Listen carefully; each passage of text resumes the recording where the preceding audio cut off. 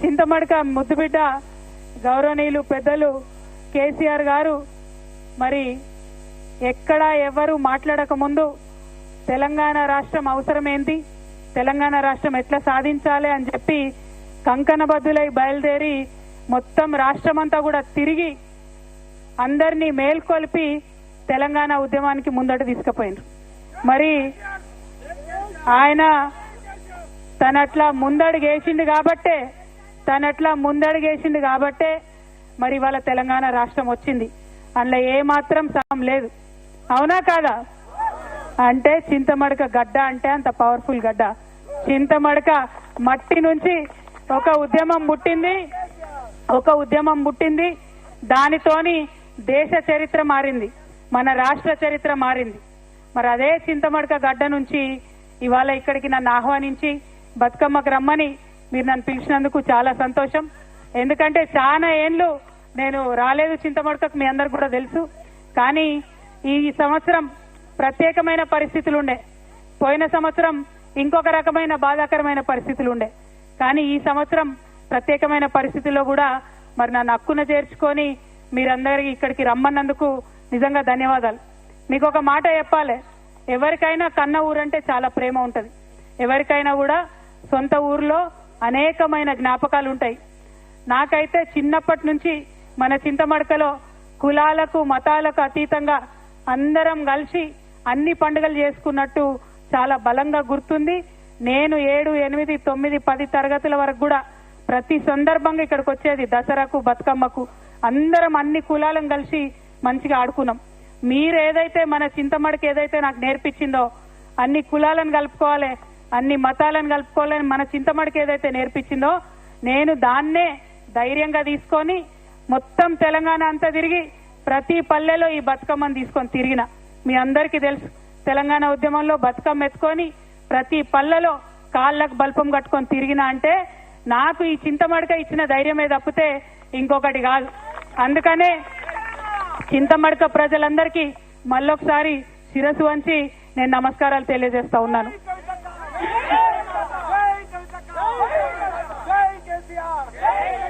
ఉద్యమం లేనప్పుడు కుటుంబంలో నేను చింతమడకకు వచ్చినా పోయిన జ్ఞాపకాలు చాలా ఉన్నాయి.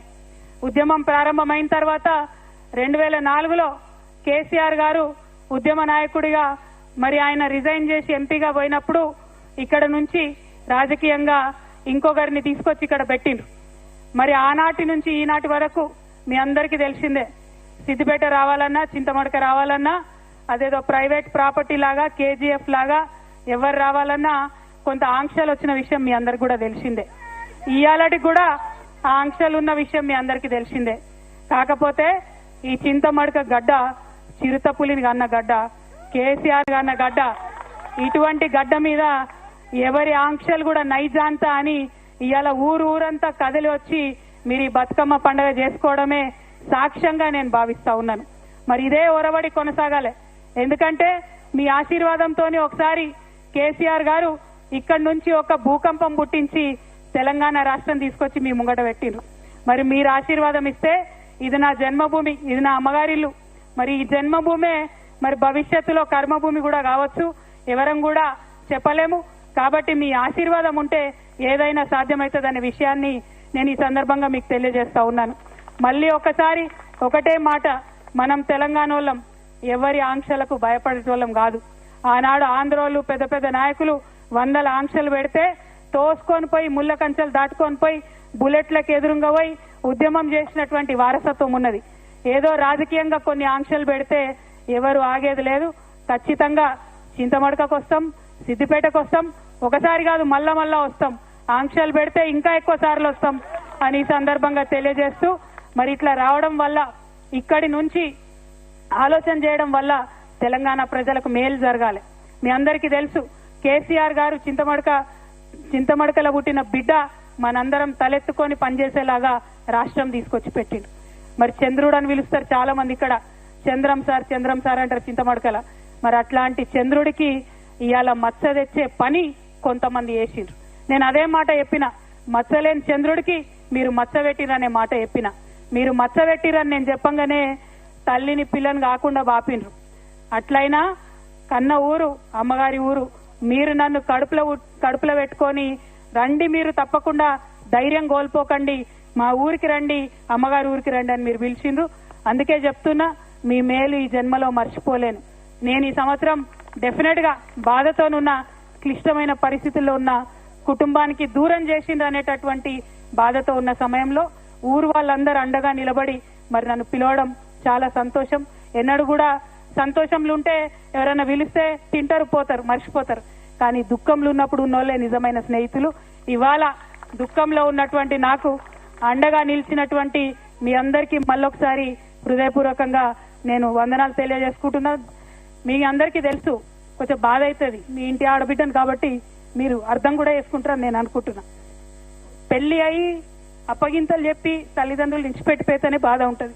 అటువంటిది తండ్రి బాగుండాలి, తల్లి బాగుండాలని కొట్లాడేటటువంటి నన్ను కుటుంబం నుంచి విడగొట్టేటటువంటి కుట్రలు చేసినటువంటి వాళ్ళను మాత్రం నేను వదిలిపెట్టానని ఈ సందర్భంగా మళ్ళొకసారి తెలియజేస్తూ, ఈ గడ్డకు, ఈ చింతమడక గడ్డకు ఎంత పౌరుషం ఉందనేటటువంటిది ఖచ్చితంగా నేను చూపిస్తా.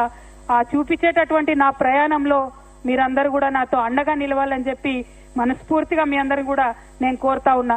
ఏ ఊరు కూడా ఎవరయ్యా జాగీర్ కాదు, కానీ అట్లా జాగీర్ లాగా చేస్తున్నటువంటి కొంతమంది ఉన్నారు.